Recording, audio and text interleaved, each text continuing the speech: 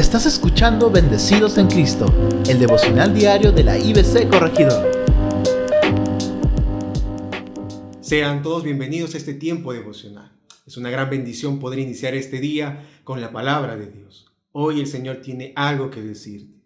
Hoy continuamos con la reflexión basada en 2 de Timoteo, capítulo 4, y veremos los versos 1 al 4. Y en base a esta porción del texto, analizamos y nos preguntamos, ¿cuántos de nosotros en algún momento hemos tenido un encargo para cumplir? Cuando, por ejemplo, en el trabajo nos dan un encargo, buscamos realizarlo lo más diligentemente posible. En la casa, por ejemplo, los esposos, los hijos, ¿cuántos de ustedes, amados oyentes, se les ha encargado descongelar la carne o el pollo para la comida? Y han tenido que hacerlo diligentemente. Imagínense no hacerlo.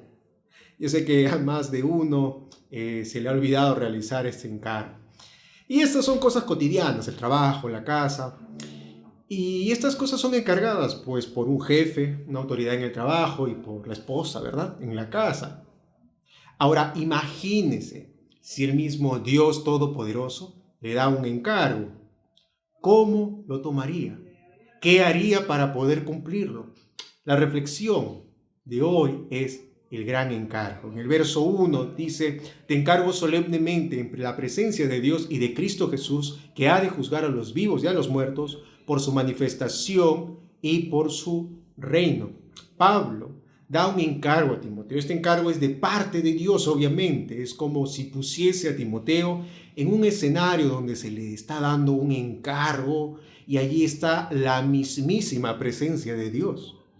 Ahora, si tu jefe tiene un renombre, autoridad y cierto poder en el trabajo, ¿cuánto más nuestro Dios Todopoderoso? Pablo resalta que ese encargo que tiene que realizar se lo está diciendo en la misma presencia de Dios y Cristo. Quien tiene la potestad, dice la palabra, de juzgar a los vivos y a los muertos, quien vendrá por segunda vez y que viene a consumar su reino eterno. Esto, amado oyente, es tremendo. Por aplicación, tú que me escuchas, que has declarado al Señor Jesucristo como tu Señor y Salvador, estás en el lugar de Timoteo. Dios quiere y requiere que tú cumplas con diligencia y denuedo su gran encargo. Y te preguntarás, ¿cuál es ese gran encargo? Verso 2. Predica la palabra, insiste a tiempo y fuera de tiempo, redarguye, reprende, exhorta con mucha paciencia e instrucción. El gran encargo es predicar la palabra, no necesariamente lo que yo creo que es lo mejor. ¿A qué me refiero con esto? Pues a veces damos consejos morales. Haz esto, no hagas aquello, y está bien. Pero en esa línea a veces uno omite el predicar, el compartir acerca del Dios que juzga a los vivos y a los muertos. Se omite hablar de un juicio, se omite hablar de una segunda venida, se omite hablar del reino de Dios. Amado oyente, tú debes predicar, sí, lo que es malo y lo que es bueno, pero también las verdades eternas, predicar acerca de la salvación, el perdón de pecados, el nuevo nacimiento, la salvación por medio de la fe. Este predicar se debe realizar en todo tiempo. Dice la palabra, insiste a tiempo y fuera de tiempo. Esto tiene que ver que debemos compartir de nuestra fe en los momentos ideales que a veces se dan y también en aquellos momentos difíciles. A veces hemos tenido tiempos en donde la misma familia nos pide que hablemos sobre Jesús. Eso suele pasar a veces en Navidad. O quizá nos piden orar en esos tiempos. Esos son ideales, son joyas, oportunidades para compartir de Cristo. Pero también, por el otro lado, hay momentos difíciles. Pero allí también debemos compartir de la esperanza. Hay momentos muy difíciles, pero ahí debemos hablar de nuestro Señor y Salvador, que hay esperanza en Cristo Jesús. Ese es el gran encargo que tenemos, amados oyentes. El encargo continúa, si observan el verso 2, es insistir a tiempo y fuera de tiempo, redarguye, reprende, exhorta, es decir, predica, reprende, redarguye, exhorta, continúa el encargo. Debemos redarguir, reprender y exhortar con mucha ira. No, ¿verdad? Eso no dice el texto.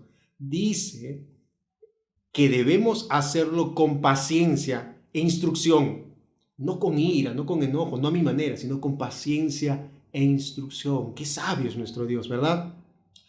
Lo que quiere decir aquí es que debemos convencer a alguien de su falta cuando ésta se da. Es lo que algunos dan como significado de redarguir, pero que tiene que ver en que si alguien hace mal, debemos decirlo, no debemos pasarlo por alto. Eso es estar a favor de lo incorrecto. Debemos reprender, claro que sí, pero no guiado por la ira. Debemos exhortar, y aquí quiero detenerme en esta palabra que es muy interesante, y esta palabra en el griego viene de la raíz que tiene que ver con aquel título que se da al Espíritu Santo, parakaleo. Al Espíritu Santo se le conoce como el confortador, el consolador. Aquí se usa una palabra similar y quiere decir tú tienes que exhortar, tú tienes que consolar, tú tienes que guiar. Y esto, amados oyentes, debemos hacerlo. Es también un encargo de nuestro Señor. Consolar, confortar, animar con paciencia e instrucción. Este gran encargo debemos llevarlo a cabo, amados oyentes. Y a manera de reflexión podemos preguntarnos, ¿cómo estamos exhortando? ¿Cómo estás tú reprendiendo? ¿Cómo estás tú redarguyendo? ¿Cómo estás predicando a tu familia, a tus hijos, a tus vecinos, a tus compañeros de trabajo? A veces es muy difícil, pero pídele al Señor. Tenemos un Dios maravilloso que cada mañana podemos pedirle que nos conceda la bendición de ponernos a una persona en nuestro camino para poder cumplir ese gran encargo, animarlo, aconsejarlo, predicarle la palabra del Señor.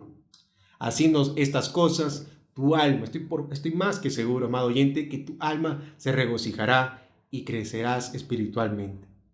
Ahora, presta atención porque nuestro contexto es muy fuerte. Por ejemplo, a veces uno tiene que ir a un lugar peligroso, de contexto complicado, hablando de nuestro día a día. Entonces, por ejemplo, más de uno que nos escucha ha dicho, te encargo que guardes mi celular a un familiar porque vas a un lugar peligroso. O si uno está con carro, le dice al seguridad, te encargo que cuides mi carro. ¿Por qué? Pues sabemos cómo está el entorno. De igual manera el verso 3 nos dice, porque vendrán tiempo cuando no soportarán la sana doctrina, sino que teniendo comezón de oídos, acumularán para sí maestros conforme a sus propios deseos pecaminosos, y apartarán sus oídos de la verdad y se volverán a mitos. Esto nos habla de tiempos difíciles, los cuales, amados oyentes, ya lo estamos viviendo. Vivimos en un entorno donde la gente quiere escuchar lo que le gusta nada más, lo que le hace sentir bien solamente, y no aquellas cosas que confrontan, como lo es la verdad de la palabra.